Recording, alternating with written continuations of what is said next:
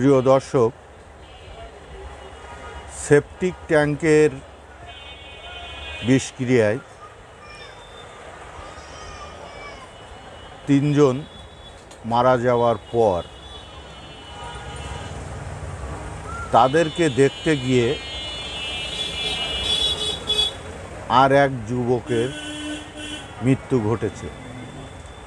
এটা রংপুরের ঘটনা। রংপুরের মিঠাপুকুরে সেপটিক ট্যাঙ্কে পড়ে মা ছেলে সহ 3 জনের মৃত্যুর খবরে ঘটনাস্থলে গিয়ে অসুস্থ হয়ে মারা গেছেন স্থানীয় এক যুবক। গতকাল বৃহস্পতিবার উপজেলার গোপালপুর ইউনিয়নের ধাপ উদয়পুর গ্রামে ঘটনাস্থলে অসুস্থ হয়ে পড়লে তাকে রংপুর মেডিকেল কলেজ হাসপাতালে নেওয়া হয়।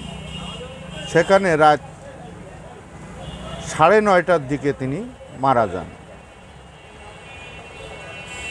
গোপালপুর ইউনিয়ন পরিষদের চেয়ারম্যান হারুনওয়ার রশিদ জানান, ওই যুবকের নাম হুমায়ুন কবির। তিনি একই ইউনিয়নের বোয়ালমারি গ্রামের নুরু মুন্সির ছেলে।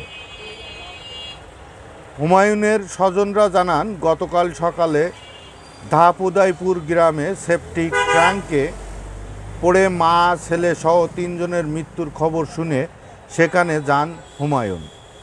পরে ঘটনাস্থলে হঠাৎ অসুস্থ হয়ে পড়লে তাকে রংপুর মেডিকেলে নেওয়া হয়।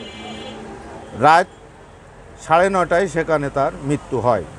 গতকাল সকালে বাড়ির পাশে লাউ পাতা তুলতে গিয়ে পা পিছলে সেপটিক ট্যাঙ্কে পড়ে যান দেলোয়ারা বেগম। চিৎকার শুনে তাকে উদ্ধারে ট্যাঙ্কে নামেন তার ছেলে ইদা মিয়া ও প্রতিবেশী ইবলুল মিয়া। এক পর্যায়ে তাদের সাড়া শব্দ না পেয়ে ফায়ার সার্ভিসে খবর দেন স্থানীয়রা। তবে সেখানে জমে থাকা গ্যাসের কারণে ততক্ষণে 3 জনই মারা গেছেন। ফায়ার সার্ভিস কর্মীরা ঘটনাস্থলে পৌঁছে তাদের মরদেহ উদ্ধার করে পরিবারের কাছে হস্তান্তর করেছে। সেপটিক ট্যাঙ্কের এই দুর্ঘটনার কথা আমরা প্রায় শুনি। আমাদের অত্যন্ত সাবধান হতে হবে এবং মনে রাখতে হবে, এই সময় আসলে অনেকের মনে থাকে না যে একজনকে উদ্ধার করতে গিয়ে আমারও মৃত্যু ঘটতে পারে, বা তাকে দেখতে গেলে ওই গ্যাসে আমারও মরণ আসতে পারে। তো এক্ষেত্রে আমাদের সাবধান হতে হবে।